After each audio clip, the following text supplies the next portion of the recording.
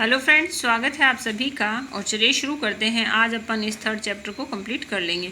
औद्योगिक क्रांति किस देश में आरंभ हुई थी? तो हुई थी इंग्लैंड में।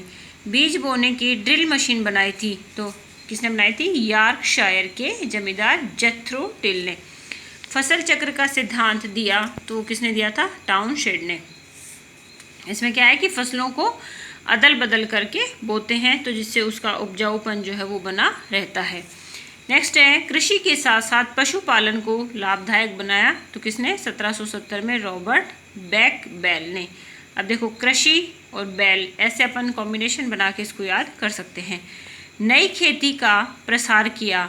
नई खेती तो किसने किया? इंग्लैंड के किसान आर्थर यंग ने। इसने छोटे छोटे खेतों को मिलाकर बड़े बड़े कृषि फार्म जो है वो बनाए। आर्थर यंग की पुस्तक थी एनल्स ऑफ एग्रीकल्चर। अनाज से भूसा अलग करने की मशीन बनाई तो 1793 ईस्वी में अमेरिका निवासी व्हीटन ने बनाई।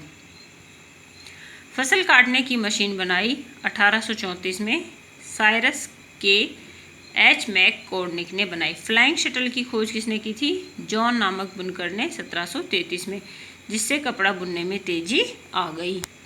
स्पिनिंग जेनी का आविष्कार किया 1764 में हारग्रीव्स ने। इससे एक साथ सूत के 8 धागे जो है वो काटे जा सकते थे। स्पिनिंग जेनी में सुधार किया 1764 में रिचर्ड आर्कराइट ने इसमें सुधार किया। स्पिनिंग जेनी में सुधार करके रिचर्ड आर्कराइट ने कौन सी मशीन बनाई? तो रिचर्ड ने वाटर फ्रेम नामक मशीन बनाई। वाटर फ्रेम किस कार्य हेतु बनाई गई थी? तो जल शक्ति से चलने वाली थी और सूत काटने की मशीन थी।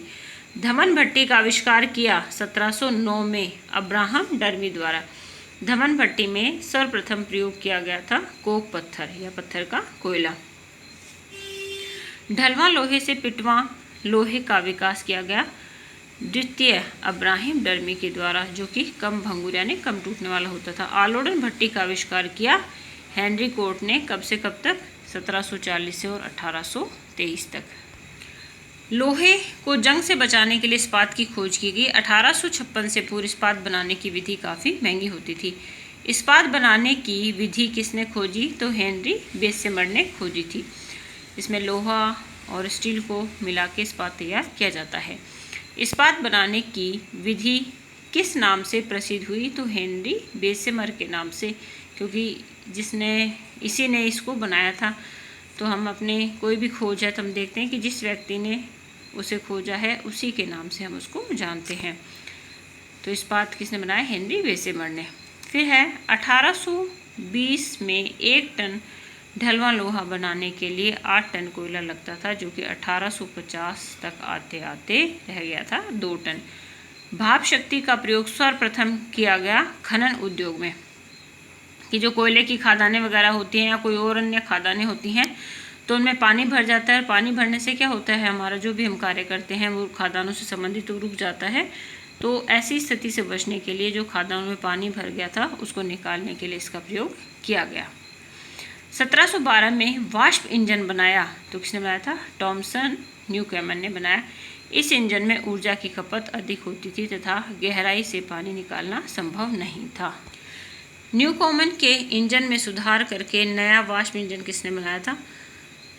तो 1769 में जेम्स वॉट ने बनाया था। इससे कम खर्चीला तथा अधिक उपयोगी वाष्प इंजन प्राप्त हुआ। परिवहन को आसान व सस्ता बनाने का तरीका किसने खोजा? स्कॉटलैंड के मैकडॉम ने इसका तरीका खोजा। सड़क निर्माण का नया तरीका बनाया। मैकाडम या मैकडॉम।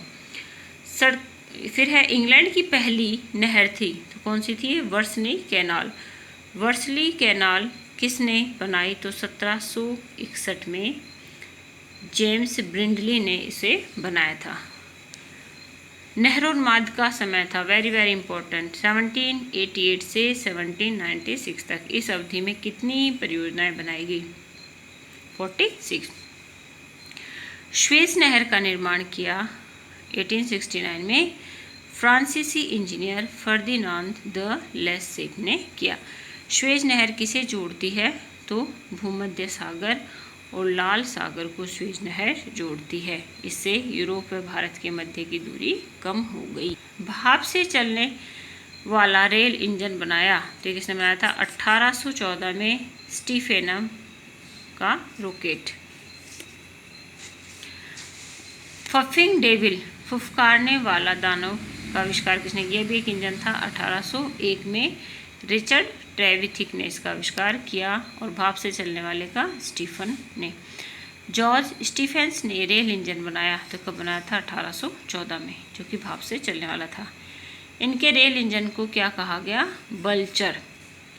बल्चर इंजन 30 टन भार 4 प्रति मील घंटे की रफ्तार से एक पहाड़ी पर ले जा सकता था। सर्वप्रथम रेल मार्ग बना, तो कब बना था? 1825 में स्कॉटलैंड और डर्लिंगटन शहरों के बीच में। लिवरपूल व मैनचेस्टर को आपस में जोड़ा गया, तो 1830 में। यह किसने कहा? मानव जीवन में 2 महत्वपूर्ण क्रांति हुई। ये किसने कहा था? विला डूरा ने। क्या क्या क्रांति हुई थी? कि पाषाण युग में आखेट छोड़कर कृषि करना, पाषाण यानी स्टोन एज में, और 18वीं शताब्दी में कृषि छोड़कर उद्योग जो है वो प्रमुख पेशा बनाना। तो ये 2 क्रांतियाँ मानव जीवन में हुई है। और आज अपना ये 3rd चैप्टर कंप्लीट हो गया।